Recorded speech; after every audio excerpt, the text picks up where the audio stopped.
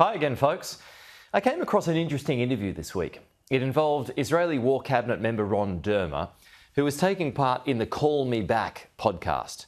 As we approach what's hoped to be the final stretch of this conflict between Israel and Gaza, that being a potential ground operation in Rafah to Gaza's south, Dermer outlined just how many of the estimated 40,000 Hamas terrorists are left to take out. Let's take this for a minute. The best estimate is we have killed between 11 and 12,000 terrorists in Gaza. I think there were 1,300 people who were killed, terrorists who came in on October 7th. Mm-hmm. That's in addition to that. So that's like 12,300. Then you have about another 2,000 that have been captured. So roughly you're probably between 14 and 15,000 that have actually been killed or captured.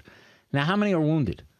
You don't know exactly the number of wounded. What's the typical ratio? Well, the ratio in Gaza, based on the Hamas Ministry of Health, okay? Yes, I'm glad you laughed because people take these statistics seriously, and we should talk about that because I break down the Hamas Ministry of Health. But the statistics they have in Gaza is slightly over 2-to-1 wounded.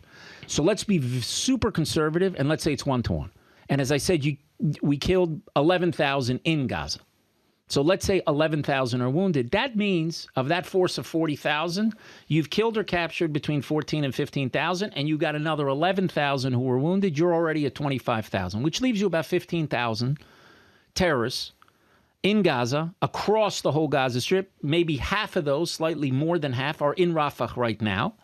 And after that operation, you're still going to have several thousand, but they're not going to have any kind of organized structure.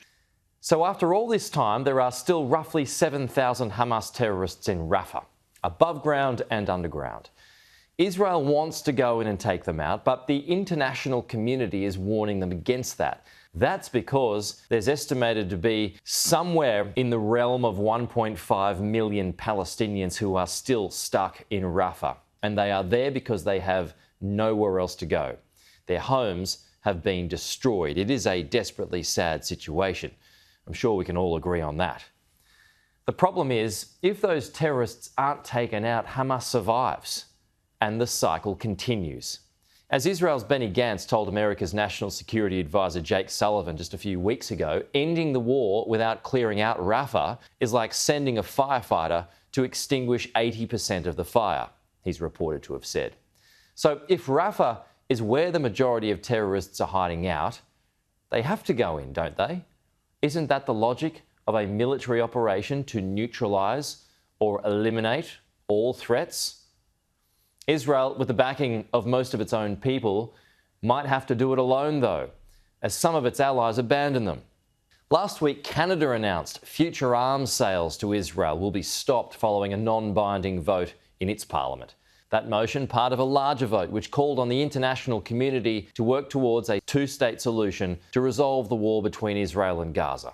It was drawn up by the minority left-wing New Democratic Party, which is helping to keep Canadian Prime Minister Justin Trudeau's Liberal Party in power because it's unhappy with what it sees as Trudeau's failure to do enough to protect civilians amid the Israel-Hamas war in Gaza. It seems global leaders are running out of patience. Or maybe it's time, as they face blowback from their respective electorates. But time and war is never a fixed or predetermined thing. There is a growing unease in the international community that Israel isn't doing enough to protect civilians in Gaza. So now there's pressure on other governments around the world to follow Canada's lead, including the UK and from the progressive side of politics here in Australia. And several countries have followed Canada's lead lately, including here in Australia, when it comes to restoring funding to UNRWA, despite its links to Hamas and the October 7 attack. Let me repeat that. Funding will be restored to UNRWA, despite its links to Hamas and the October 7 terror attacks. I wonder, why do these so-called allies now feel like Hamas is less of a threat?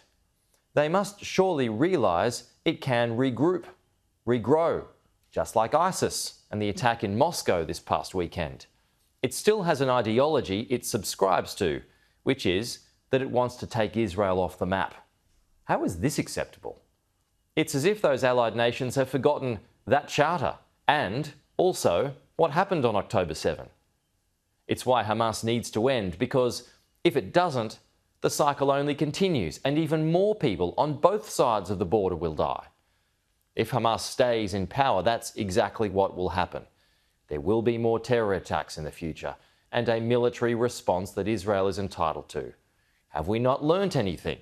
We are here now because Hamas is in power, and it's in power because the job wasn't completed last time. Thanks for watching. To support this channel, please like, share and subscribe below. See you next week.